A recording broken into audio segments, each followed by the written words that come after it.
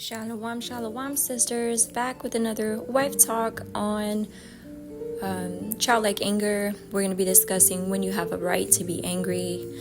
So I'm going to get right into it. You have a right to be angry when you've been in any way mistreated, or treated unfairly or insulted and criticized, imposed on, neglected. If you're being ignored or teased. A lot of times women talk about how they just don't feel seen by their husbands, okay? And when you don't have a right to be angry is when your husband has failed in his world of responsibility, when he has made a stupid mistake or his work or lost his job or neglected to cut the lawn or balance the budget or wash the car, whatever household duties, masculine jobs around the home. He has a right to be himself, even if it means to be weak and lazy, to neglect his duties, or even to fail. And this is his responsibility, not yours, and you don't have a right to be angry. Remember, we had talked about in our wife talk, we spoke on acceptance, and I went into depth about the things that we should accept. Okay, so if you haven't heard that talk, you could go back over there. But also, don't express anger when you feel emotions of hate, bitterness, resentments, or any of the ugly emotions.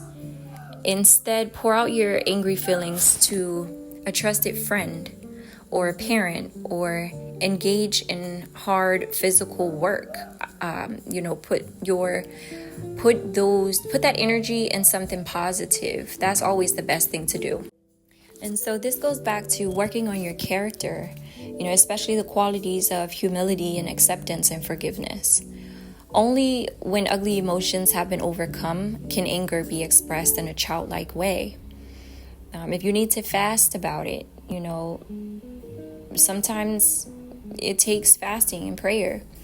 I know that, like in the beginning of my walk, this was something that I struggled with, and that I would beat myself up about, because I would just have I had a temper, and I had to fast. I had to fast and diligently seek the Most High, and constantly be in the Word. It was glued to me.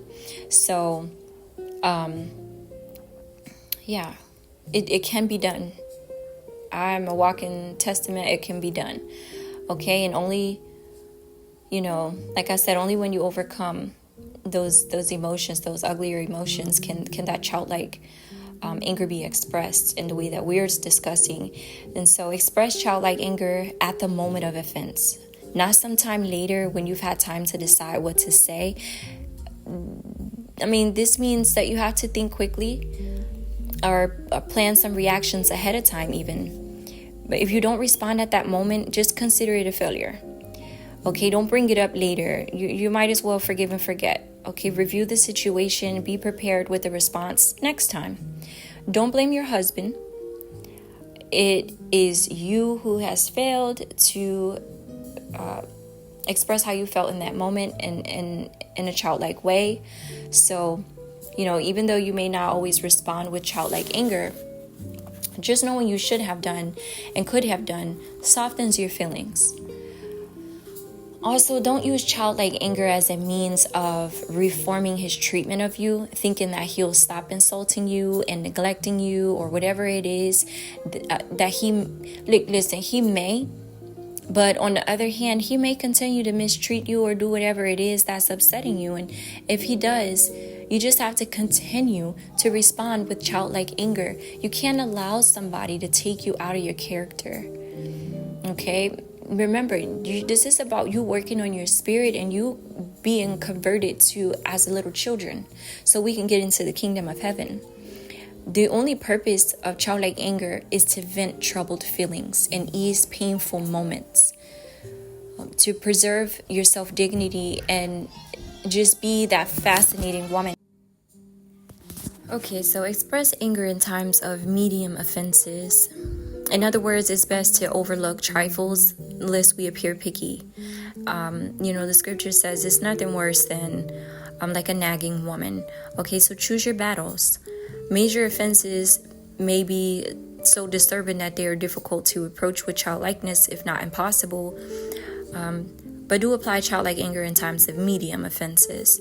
And so as far as like major offenses, there's serious ways that men do mistreat women. Just being dishonest and immoral.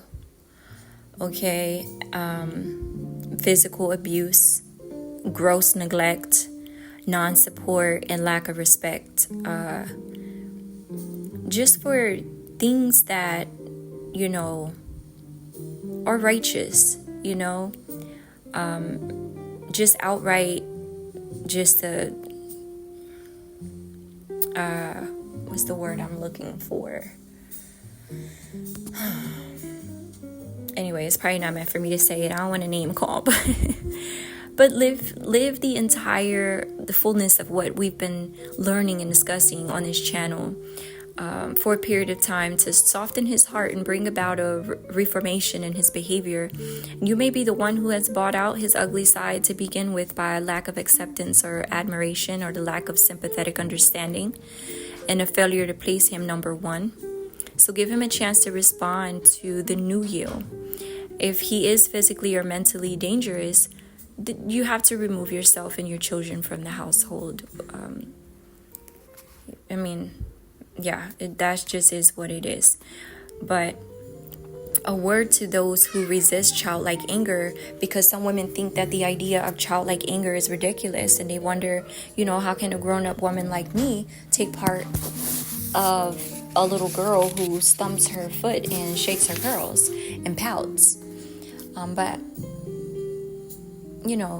I guess they feel like, how can I look adorable when I'm angry?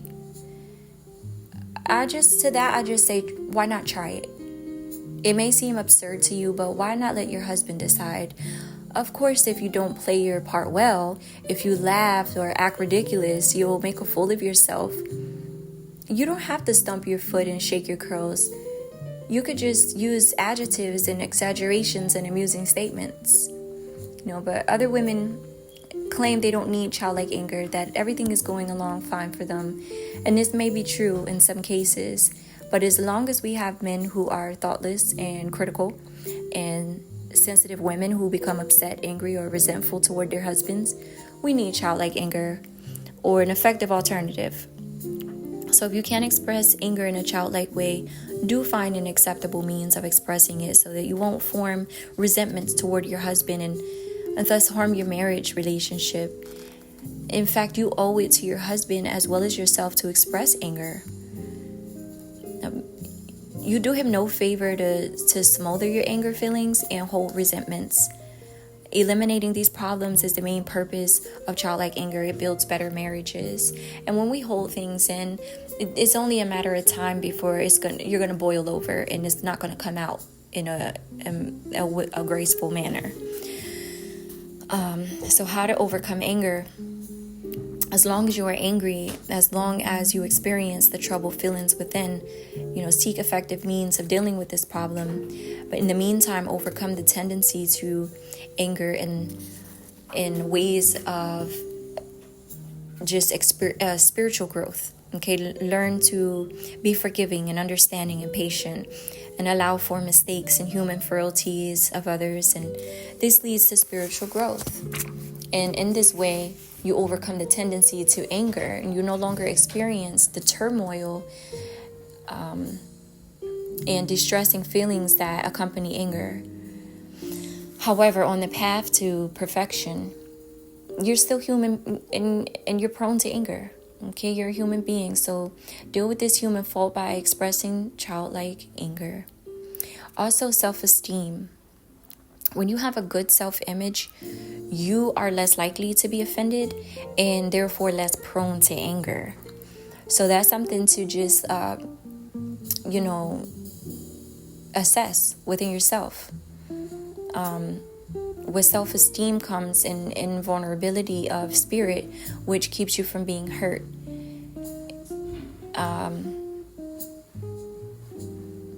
when you're vulnerable to criticism or abuse, you feel, I know you neglect me, criticize me, or treat me unfairly, but I know you love me too much to do this intentionally. And in this way, you're marvelously freed from the damaging effects of offenses.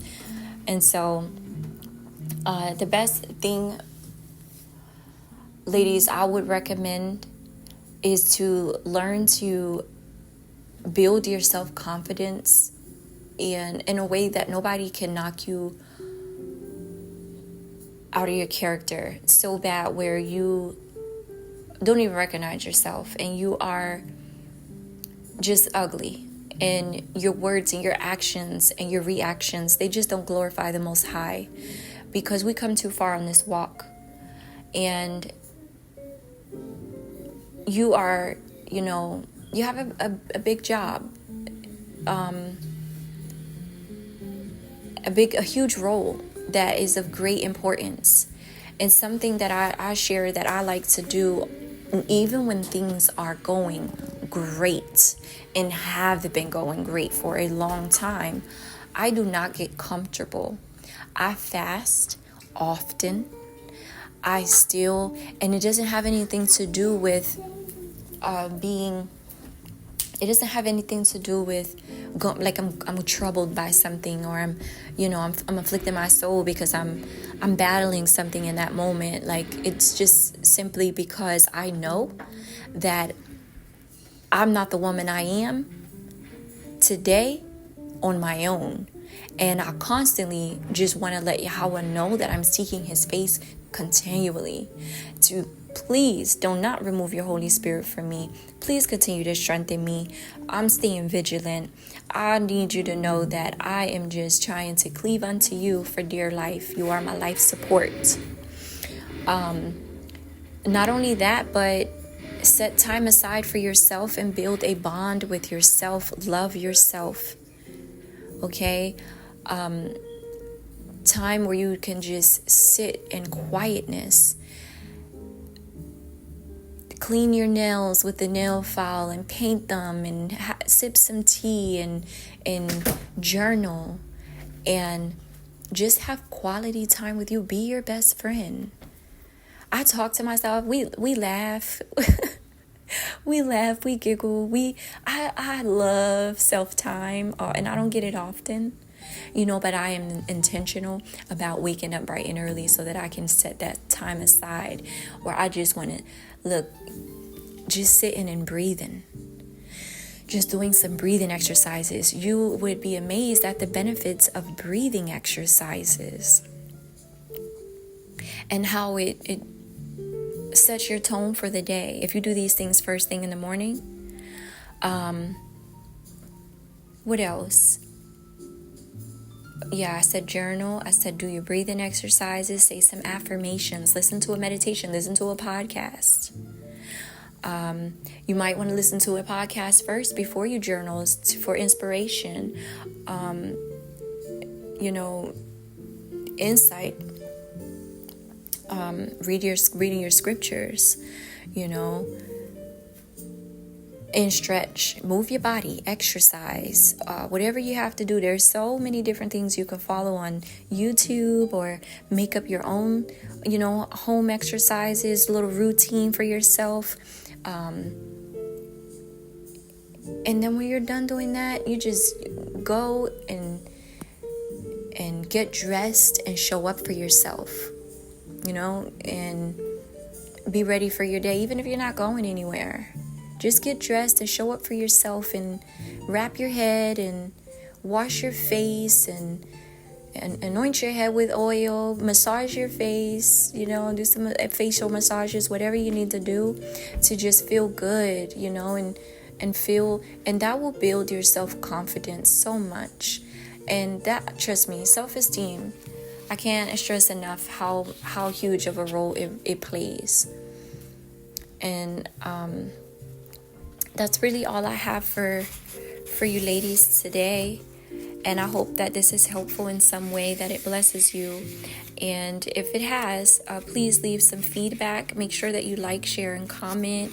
I really, really appreciate it when you guys, you ladies are showing love, okay, for this channel. If you appreciate the content, it motivates me to continue. So really fast,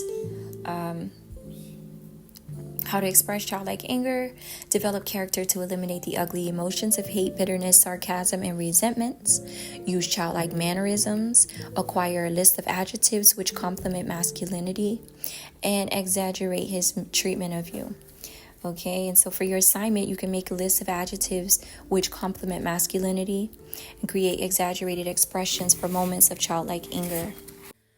Okay, and so I decided I want to really share one of these testimonials from Fascinating Womanhood that I really thought was a compliment to the chapter, especially because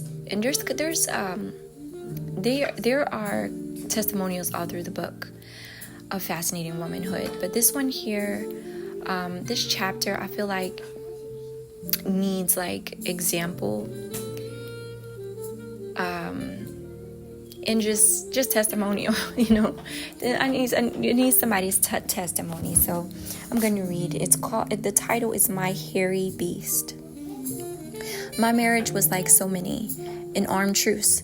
We had vowed for better or for worse, and it had been mostly worse. My husband never wore his ring, and he spent little time with me or our 2 children. He made it very clear that he didn't need me at all. His father had often yelled at and beat his mother, so my husband went the opposite direction. He seldom spoke, and he never touched me. In the fall, just half a year after buying a new home, he was transferred 2,200 miles away. The children and I stayed behind to sell the house, and he went on to get a new house. I was to live in what he picked. I was not considered at all. And one lonely day, I was pouring my heart out to a friend, telling her what I had decided to do. I can't count the times she said, "That's not what you should do," or "That is not the way to handle it." I got mad at her, but undaunted, she persisted with Fascinating Womanhood and more Fascinating Womanhood, and I called her for Fascinating Womanhood fanatic, a Fascinating Womanhood fanatic. I so get this. I so understand this, and where her friend is coming from.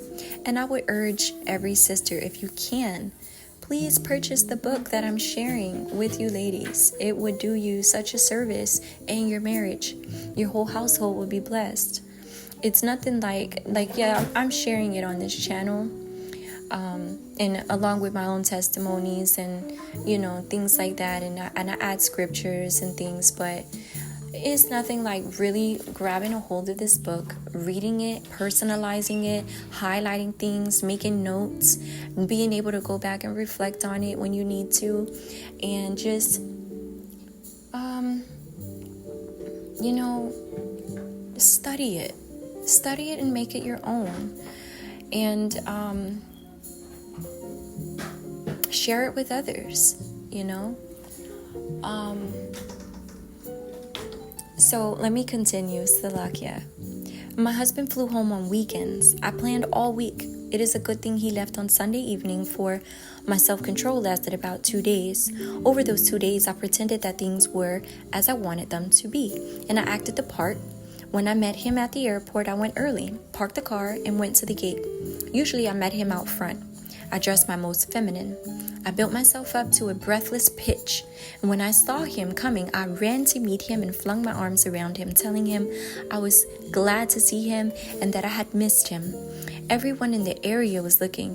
One would have thought he was returning from a year as a prisoner of war. He had always shunned any emotional display, even in private, calling it disgusting. Now he didn't say anything, but he was touched. In the car, I sat close and kept my mouth shut, my hand lightly touching him, and with my eyes I drank him in. He was overwhelmed. That was the beginning. 3 weekends later, he suggested I leave the children with my mother and join him for a week to select a house from several he had seen. On that trip, I expressed admiration for the beauty of the area, searched for the good, and delightfully enjoyed. I was the epitome of understanding, The high point of the trip came one evening after we had decided to build. We were staying at the home of a bachelor friend of his. I was doing the dinner dishes while my husband was showing the bachelor, who was very desirous of marriage, our plans. My husband began saying over and over things like, "So you want to get married? Boy, you don't know when you're well off. Look at the headaches a wife can bring." At first, I took it as a joke, but soon it wasn't funny anymore. As I scrubbed one plate, I thought, if I hear him say that once more, I'll really tell him. And when I thought, what have I read in Fascinating Womanhood about anger? I gave it a try. I turned around, stomped my foot, and said, "You big hairy beast. I'm never going to like you again ever," and walked out the room, turning as I went to glance over my shoulder with a tiny smile. I don't think he saw it. He was grinning from ear to ear. "Did you hear what she called me?" he asked our host. "Did you hear?" I found myself in the bedroom thinking, great, but what now? My husband had never in 8 years of marriage apologized for being inconsiderate. Yet not minutes later, he entered the room, sat down beside me and said, "I'm sorry, and I didn't mean to hurt your feelings. Will you forgive me?" I'd have forgiven him anything at that moment. A couple of months later, I received my first birthday card from my husband. It was special not only because he remembered it and even got the date right, but because he had selected a tiny card showing a cute little hairy beast suitcase in hand. It said, "Happy birthday, lovingly, your hairy beast." He had actually looked for a special card. It is now 5 years later that they have been the best 5 years of my life. There are many things I could tell, but one highlight stands out above the rest. Our third child was born in January. It was an emergency C-section. My wonderful husband, who truly can't stand sickness or pain, was with me every minute he could be. The day I left the hospital, the nurses told me they all of them voted my husband the most loving, tender, romantic husband they had ever met, and he is. Our marriage isn't perfect. There are still things that cause me pain. I have a long way to go. But I know that when I am perfect, he will be perfect too. My prayer is every woman can know and accept Fascinating Womanhood. So I thought that was funny. I thought it was cute. It definitely brought a smile to my face. And so it's worth giving it a try. And next we are going to be picking up on chapter 25, a childlike response. Okay, when a man is angry, cross, irritable, or stern. And we'll be reading that. I'll be going over that. And yeah, I think that may be the last chapter. Let's see here, because it's been a while. And it's coming to an end. All good things come to an end. So let's see. Yeah, sisters, this is the last chapter, but it looks pretty lengthy compared to the others. So, some of them could be testimonials, because again, it always has testimonials after each chapter, which is why, it's important. Like, these are good things to reflect on, come back and listen to when you need. But yeah, I mean, it's gonna be, we got some juicy stuff in this last chapter, y'all. The oversexed man. What? But yeah, some of them are testimonials. But I'm gonna break this up probably in a couple of talks, maybe 3 or 4. And alrighty, well, you sisters have a good evening. Most I bless you. By Hashem Mashiach Yahweh Shai. Shalom.